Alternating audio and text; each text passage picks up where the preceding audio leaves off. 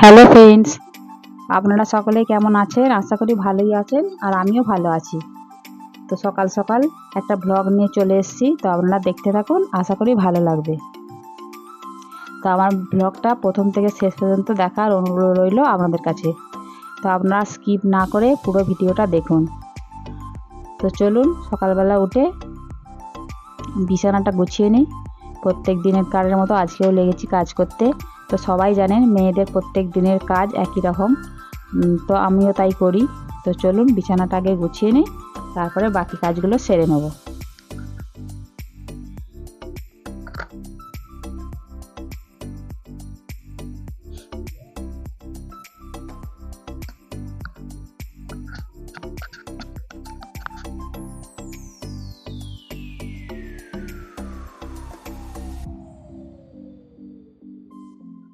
তো দেখুন বিছানা আমার গুছানো হয়ে গেছে। বিছানাটা গুছিয়ে নিয়ে আর এখানে চলে এসেছি জল ভরতে, কারণ আপনাদের দাদা আজকে বাড়িতে নেই।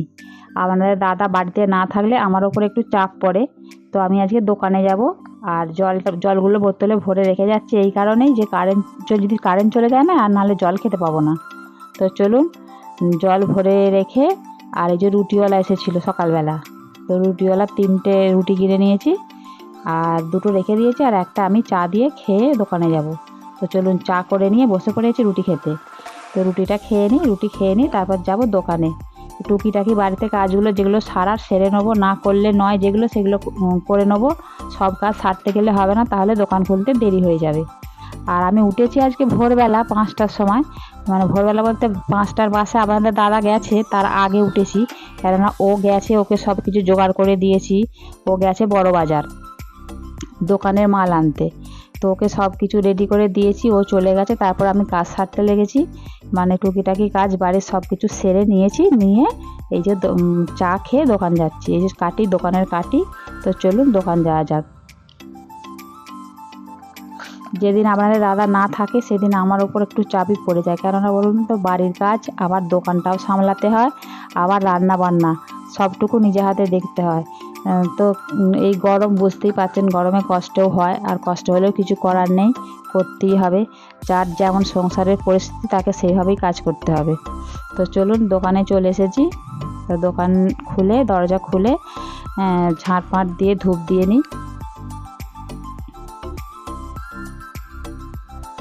আর আমি দোকানে এলে একটু বেলা করেই আসি, কারণ আমাকে তো বাড়ির কাজটা সারতে হয়।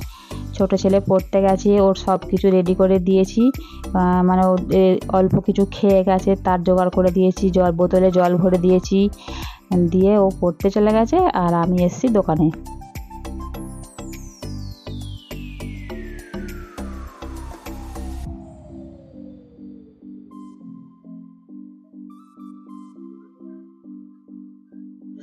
দোকানে শুধু ঝাঁটটাই দিয়ে নেবো।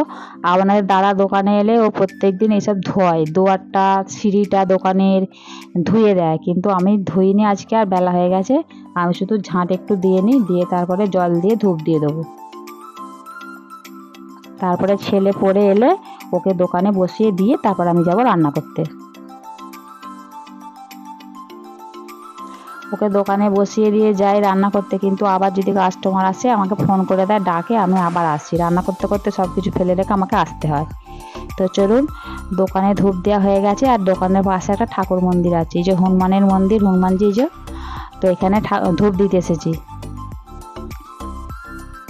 খুব সুন্দর মূর্তিটা দেখতে পেয়েছেন, পাথরের মূর্তি এই যে।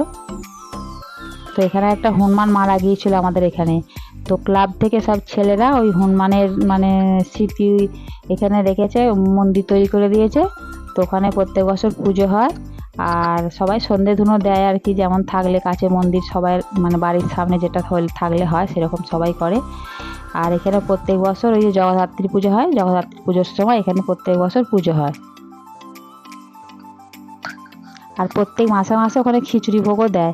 প্রত্যেক মাসের শেষ শুক্রবার ওই মন্দিরে খিচুড়ি ভোগ দেয়, মানে গ্রামের যে কোনো মানুষ, মানে একদিন প্রত্যেক মাসে মাসে যে কোনো মানুষ একদিন একদিন করে দিয়ে দেয় খিচুড়ি ভোগটা ওখানে। তো চলুন ধূপ দেওয়া হয়ে গেছে, ধূপ দিয়ে নিয়ে আমি এই যে বাকি এখানে সেলাই দিয়ে গেছিলো, সেলাই বলতে এই ব্লাউজটা আমাদের দোকান থেকেই কিনেছে, আর আমাদেরই মেশিন আছে। তো আমাদের দোকান থেকে কিনে আমাকে একটু সাইজ মারতে দিয়ে গেছিলো, মানে সাইজ তো মারতে হয় ব্লাউজের। তো সাইজটা মেরে আবার হুকও পরাতে দিয়ে গেছে, হুকগুলো মানে খুলে যাচ্ছে বলে আমাকে বলেছিল যে হুকগুলো সেলাই করে দিতে। তো আমি বসে বসে ব্লাউজটা মেরামত করছি। আর এখানে দেখুন, রথ দেখতে আমাকে বাইরে কোথাও যেতে হবে না। তো রথ আমার জগন্নাথ, স্বয়ং জগন্নাথ ঠাকুর আমার বাড়িতে এসে হাজির হয়েছে।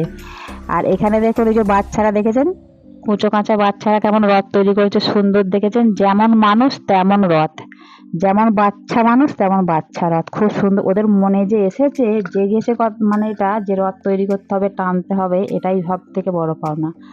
তো আর এত সুন্দর ঠাকুরটা তৈরি করেছে, ঠাকুরটা কী দিয়ে তৈরি করেছে বলুন তো? চলুন আমাদেরকে দেখাই ঠাকুরটা কী দিয়ে তৈরি করেছে। এই দেখুন, জগন্নাথ, অরিজিনাল জগন্নাথ। ওদের মনে মানে বাচ্চা, ওরাই তো ঠাকুর, ওদের মনে এটা জেগেছে। দেখুন, ওরা হচ্ছে যে কাগজের ওটাকে ছবি এঁকেছে, ঠাকুরটাকে এঁকে রং করেছে, রং করে আবার রথ তৈরি করেছে, রথ তৈরি করে টানতে লেগেছে। তো চলুন, রথ দেখা হয়ে গেল সকাল সকাল।